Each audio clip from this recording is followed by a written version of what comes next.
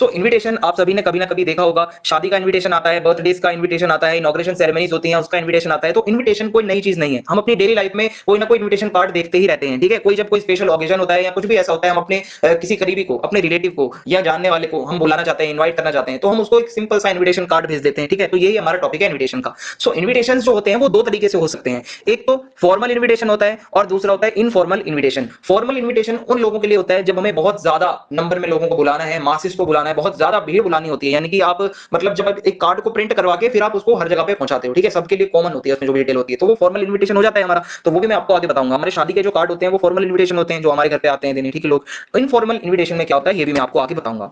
तो first of all जो कुछ सोशल फंक्शंस होते हैं उसके लिए हम लोगों को इनवाइट करते हैं, जैसे कि एंगेजमेंट्स, मैरिज, ठीक है, बर्थ, ठीक है, इस तरीके से, और inauguration ceremonies. So formal and informal there are two types of invitations. And formal invitation जो होता है वो एक प्रॉपर इन्विटेशन कार्ड होता है, जो कि आपके लेफ्ट साइड में आपको दिख भी रहा होगा, इस तरीके से आपने भी देखा होगा शादी का कार्ड जो होता है, या लेटर टाइप में थोड़ा सा हो सकता है वो, ठीक है, थोड़ी सी शेप वैसी हो सकती है, लेकिन वो प्रॉपर एक कार्ड में होता है फॉर्मल इन्विटेशन। वहीं इनफॉर्मल जो अब यहाँ पे इन्विटेशन होता है वो हम एक या दो लोगों को या स्पेशली किसी एक को बुलाना है, तो उसको हम थोड़ा इनफॉर्मल सा लिख के स्पेशल उसी के नाम का, ठीक है, इनविटेशन बना सकते हैं। तो ये दो तरीके से हो गए, आपको समझ आ गया होगा। फॉर्मल इनविटेशन में आपको कुछ स्टैंडर्ड एक्सप्रेशंस का यूज करना होता है, जिससे कि आप अपना लिखना स्टार्ट करते हो। तो उसके लिए आप एक तो ये लाइन यूज कर सकते हो, request the pleasure of your company, या फिर ऑन द ओकेजन ऑफ, ठीक है, या जो भी आपका ओकेजन है वो यूज कर सकते हो, या cordially invites you to the marriage of their son, या कुछ भी, या बर्थडे ऑफ देयर सन, ठीक है। तो ये लाइन आप यहाँ पे लगा सकते हो, या solicit your gracious presence on the auspicious occasion of birthday of their son, ठीक है, इस तरीके से भी हो सकता है। सो ये अलग अलग लाइनें हैं, जो आपको याद हो जाए, जो रट सकते हो वो रट लो, हर लाइन चल जाएगी, ठीक है, जो भी आप लगाना चाहते हो।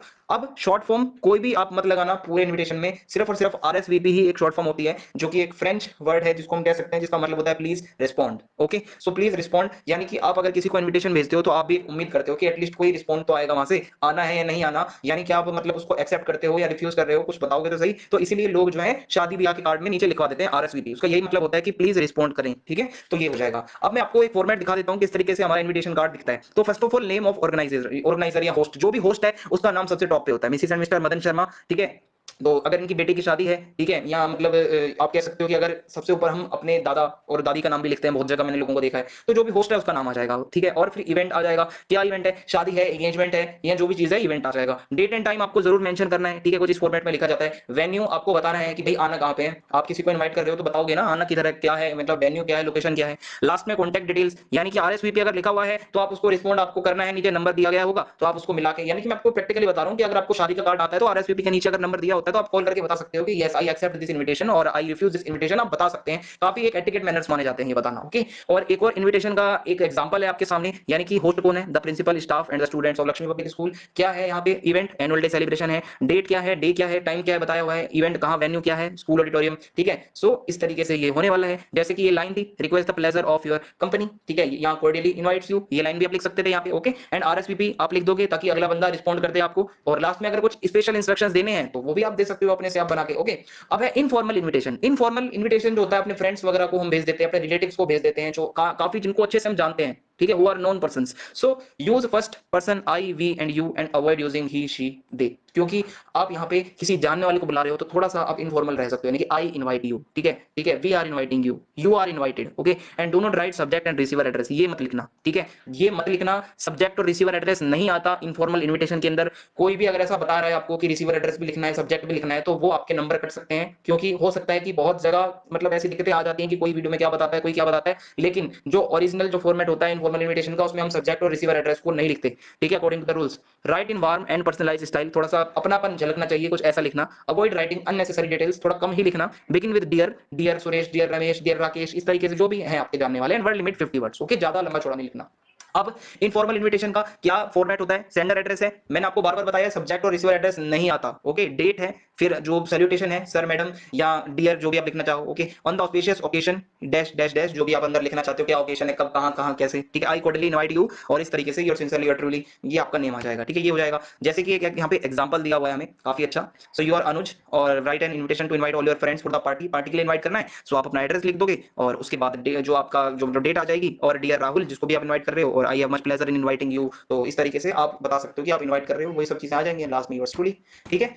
ये हो जाएगा। अब जब हम इनविटेशन भेज देते हैं तो उसके बाद सामने वाले को रिप्लाई भी देना होता है। सो रिप्लाई कैसे दिया जाता है ये भी मैं आज आपको सिखा देता हूं, ठीक है। अब फॉर्मल रिप्लाई कैसे होता है, यानी कि अगर आप एक्सेप्ट कर रहे हो, फॉर्मली आपको किसी ने शादी का कार्ड भेजा है या कोई अगर बर्थडे पार्टी का कार्ड है तो आप उसको एक्सेप्ट कैसे करोगे रिप्लाई लिखते हुए। सो इनवाइटी का नेम होगा, ठीक है, यानी कि मान लो राकेश इनवाइटी है, सो राकेश थैंक, और जो होस्ट है मान लो जिसकी शादी थी वो मुकेश है, so Rakesh thank Mukesh for inviting them on the occasion, यानी कि अगर शादी है on the marriage of their son, या ऐसे on day date time venue, जिस भी, ये मतलब मैं पूरा आपको एक खाका बना के दे रहा हूं फॉर्मेट, यही आप याद कर लो और आप आराम से नंबर पा जाओगे, ठीक है। ही हैज, और अगर ज्यादा लोगों को बुलाया तो they have great pleasure in accepting the invitation and hopes to reach at the venue by dash dash dash and looking forward to meet you soon. So इस तरीके से आपका फॉर्मल रिप्लाई हो जाएगा एक्सेप्टेंस का। अगर आप रिफ्यूजल देना चाहते हो, आप नहीं जाना चाह रहे हो, सो ऊपर तक की लाइनें तो सेम रहेगी, पर आगे आप लिख दोगे ही या फिर they regret that they will be not be able to attend the occasion due to some reasons, so we are, मतलब यहाँ ही और दे कन्वे हिज और देयर बेस्ट विशेस। सो ये भी बना बनाया फॉर्मेट है, बस आपको नाम और ओकेजन डाल देना है जो भी आपके पेपर में आएगा, ठीक है। सो ये हो जाएगा। वहीं इनफॉर्मल रिप्लाई की अगर हम बात करें, ठीक है, तो अगर आप एक्सेप्ट करते हो, अगर पार्टी के लिए बुलाया है दोस्त ने, एक्सेप्ट कर रहे हो, तो सेंडर्स एड्रेस आ जाएगा यहाँ पे, डेट और डियर होस्ट, जो भी मान लो राहुल है अगर तो dear Rahul, I am glad to receive your invitation on day date time and venue and I am happy to inform you that I will be joining you in the celebrations, looking forward to see you soon. Simple सी लाइनें हैं और आप accept कर रहे हो, और ये हो जाएगा आपका इनफॉर्मल रिप्लाई। वहीं इनफॉर्मल रिप्लाई में अगर आप रिफ्यूजल देना चाहते हो तो यहां तक तो सारी लाइनें सेम रहने वाली हैं, बस आगे रेग्रेट लगा देना, I regret to inform you that I will be not able to join your celebration due to some reasons and please accept my love sending you good wishes yours truly, और अपना नाम लिख देना last में जो भी paper में आपको दिया होगा। सो काफी सिंपल सा टॉपिक था, मैंने आपको करवा दिया है। जल्दी ही मैं आपको